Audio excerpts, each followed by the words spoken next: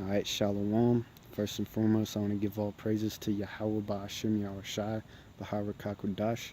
Yahweh being the Heavenly Father's name, Yahushai being the one who the world ignorantly calls Jesus Christ, and Rakakudash meaning Spirit Holy.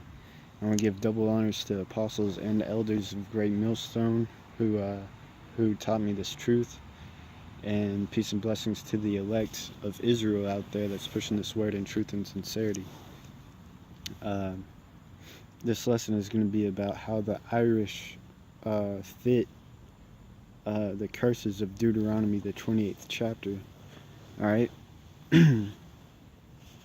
And I'm going to start with this dude named Oliver Cromwell. You can look up Oliver Cromwell or Cromwell's Conquest, or Irish Jamaican slaves, or Barbados slaves, white slaves, Irish indentured servants, and you'll get a lot of this history. I shouldn't say a lot of this history. You'll get this history, but it's really watered down, and there's a whole lot of questions to it. You can tell that it's been tried to keep covered up. All right, but this dude Oliver Cromwell, he basically came into Ireland, and his goal was to exterminate the Irish race, by any means necessary. He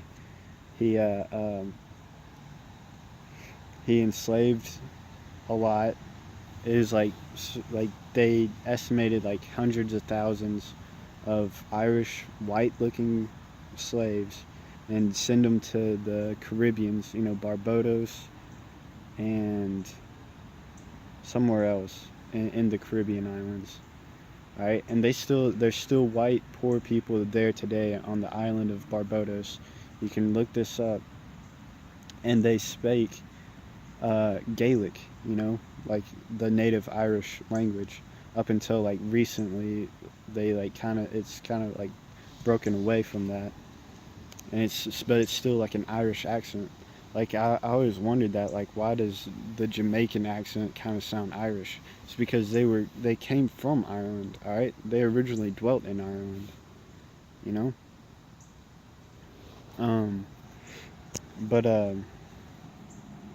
and they got this nickname, Red Legs, because they're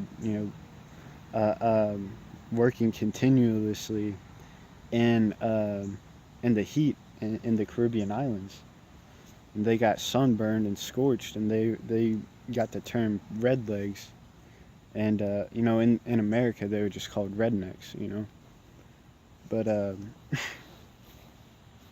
but when you touch on this topic of Irish slaves or Irish indentured servants, you get a lot of this. The only time it's ever brought out into light is to serve the left politicians and the right politicians use it to just bring forth their way of thinking and try to create division, basically, because the right will say, oh, there were white slaves too, the Irish got over it, get over it, you know and then the left tries to say, oh, well, they were indentured servants, it wasn't the same as slavery, when actuality the Irish were treated just as bad. And during this time of Cromwell's conquest, and they're being sent over here, uh, um, you know, families being separated, beaten, tortured, beheaded, and their heads sticking on poles, as a sign to anyone that tried to rebel against them, hung by their feet and hung by their hands, and their hands and feet being burnt, like they put a fire to them. Yeah, man, this happened to Irish people, so-called white people in the Caribbeans, enslaved to English white people. You know, and I'm gonna jump to the curses, and Let's go to Deuteronomy 28 real quick. We're just going to read some of it and see if this matches up with the Irish history. This is Deuteronomy 28 and 25. The Lord shall cause thee to be smitten before thine enemies. Thou shalt go out one way against them, and flee 7 ways before them, and shall be removed into all the kingdoms of the earth. Man, and that's true with Ireland. And 7 just means completion. You know, it doesn't necessarily mean you're going to be driven out to 7 different countries. Exactly. No, 7 just means completion, right? And the thing, when during this, they're sent to the Caribbeans, and those were just the ones that were a threat to the rebellion, and the ones that were very, very poor and didn't have a place to go. They rounded them up and sent them to the Caribbeans. And the ones that didn't, often fled or immigrated. You saw, the history that I was reading, they said that they immigrated, EMMIRG or whatever, which means, they fled. They immigrated from Ireland and immigrated to Western Europe, Americas, and the Caribbeans, and other places too, most likely, but those were like the 3 main places. I'm gonna keep reading. And shall be removed into all the kingdoms of the earth, and thy carcass shall be meat unto all fowls of the air, and unto the beasts of the earth, and no man shall fray them away. Right, man. Dead carcasses laying everywhere, but our enemies just let them pick at our dead carcasses. Let's jump down to verse 30. Thou shalt betroth a wife, and another man shall lie with her. Right, man, because a lot of our Irish women were separated from the man, and were forced to lay with other African slaves.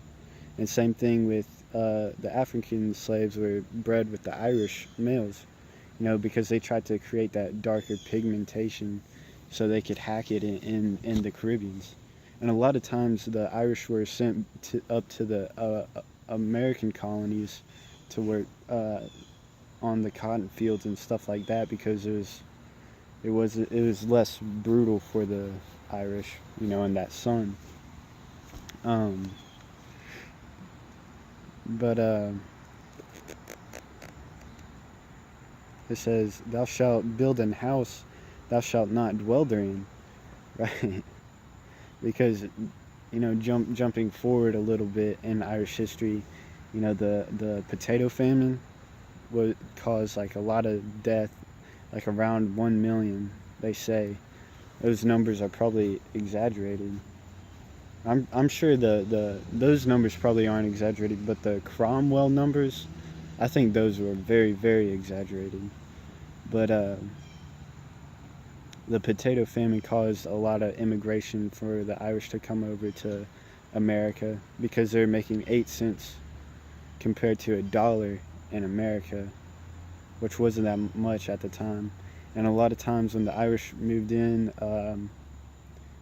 you can look up the discrimination, the signs that said Irish need not apply, no blacks, no dogs, no Irish, that kind of thing. That's more obvious, but a lot of people don't know about the Cromwell and the Irish slaves in the Caribbean islands. But when the immigrants came over during the potato famine, they worked a lot of blue-collar jobs, construction building. And they built up, and to this day you have a lot of Irish on blue-collar jobs, And a lot of them are firefighters and police officers too. Cornelius motherfuckers. for brothers that are in the know, who Cornelius is. Um, but yeah, the firefighters and police officers, a lot of them are Irish Jakes, man. They're Israelites, because when they came over here, nobody wanted to be a police officer, nobody wanted to be a firefighter, because that was looked at as like a blue collar job, basically. You had to face like burning bodies in a building, and you had to be the prime person to run into violence, organized criminals, and stop crime fighting, basically. And plus, like, they didn't have the technology back then to be police officers, so a lot of and they were paid, shittily. Even today, like here in Memphis, they pay like the downtown cops like a lot poorer, and then the cops that get paid in these suburban places get paid a lot more. But there's like a lot of crime like down in the downtown areas, and you see a lot of Irish Jakes, uh, you know, getting paid a lot less, but having to do a lot more cleaning up the streets of downtown. You know, but let's see. I'm gonna jump down to verse 32. Thy sons and thy daughters shall be given unto another people, and thine eyes shall look and fail with longing before them all the day long, and there shall be no might in thine hand. So I mean, you can't really, that happened to the Irish during Cromwell's conquest. Your family was separated, and there wasn't shit that you could do about it.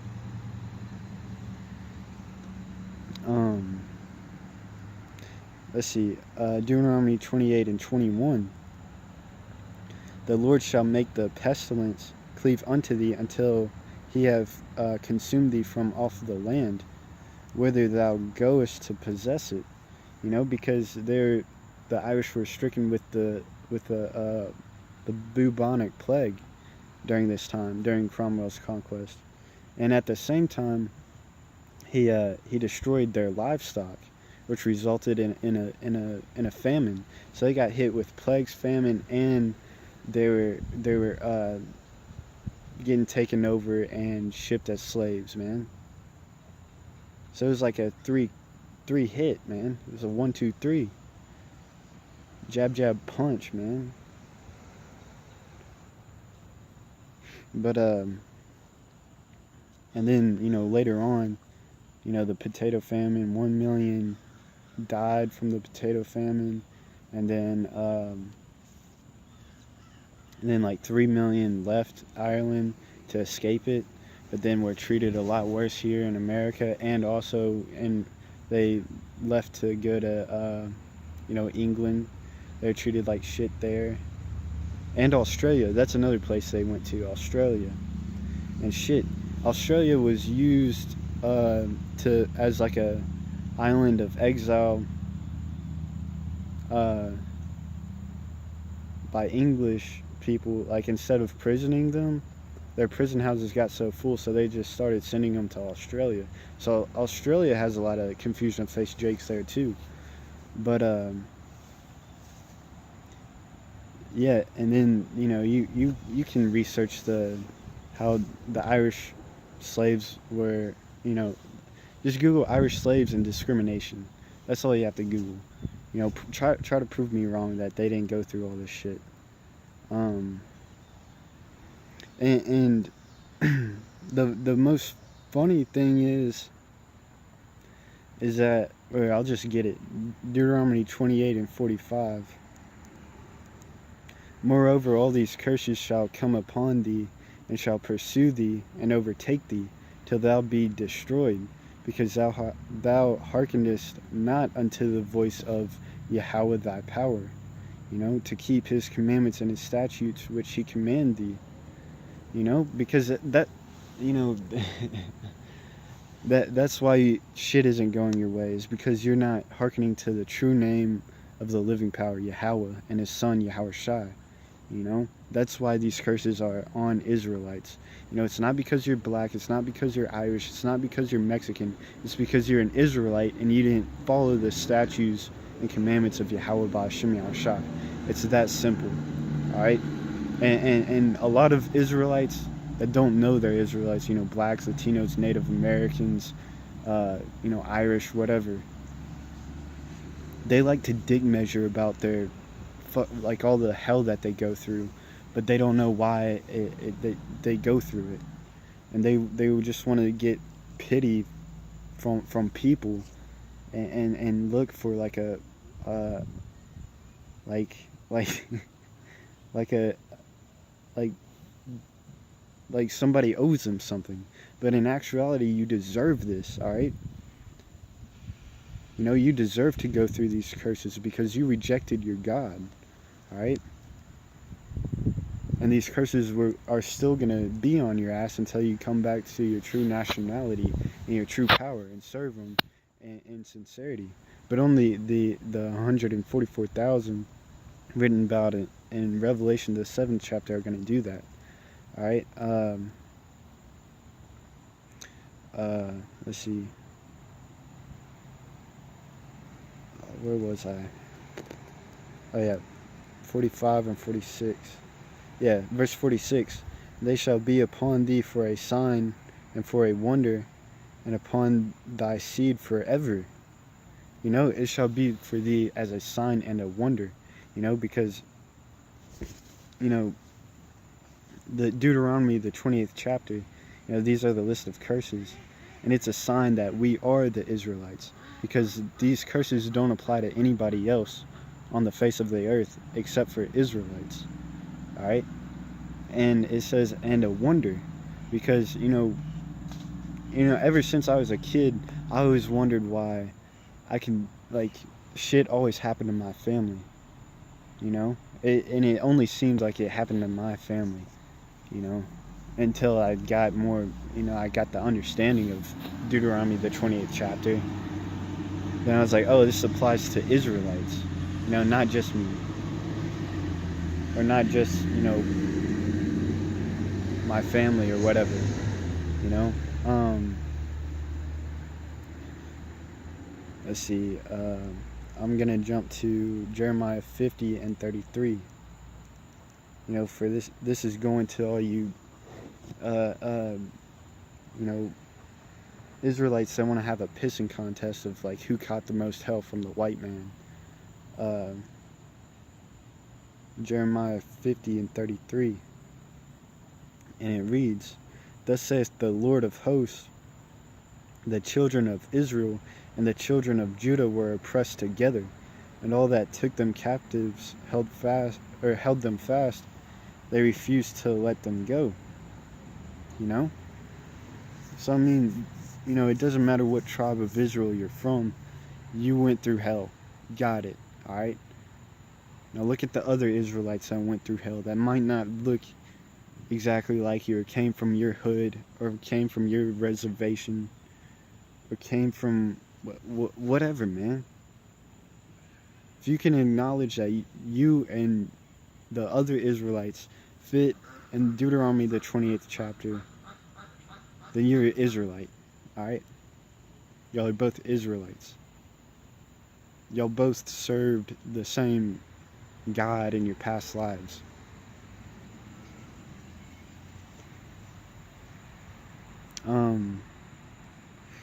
Let's see, I had another one. Oh yeah, Bacon's rebellion. The reason why, because, you know, whenever Israelites try to do research about their heritage, you'll find watered down bullshit and you'll find a little bit of this kind of stuff. You'll find very little information about it. But Bacon's rebellion, and the slave codes, you know, that's watered down and like very little information about it. But Bacon's rebellion was actually slaves and people from different classes rebelling against the rule of a guy with the last name of Berkeley, I believe. And because they're all oppressed by the same person. But the rebellion failed because, they weren't serving Yahweh B'Shem Yahushai. And the reason why you'll find very little information about your heritage is because of this. This is Psalms 83.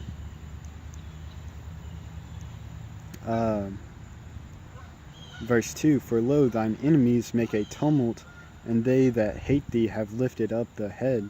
They have taken crafty counsel against thy people, and consulted against thy hidden ones. They have said, Come and let us cut them off from being a nation, that the name of Israel may be no more in remembrance.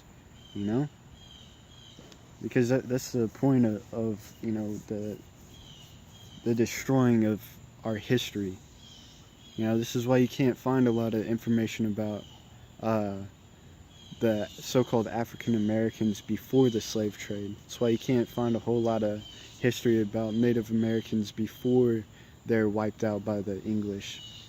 Same thing with the Mexicans. They just said that the Mexicans and the natives to the islands in South America and Native Americans, they were just savages, and that they came over and wiped them out.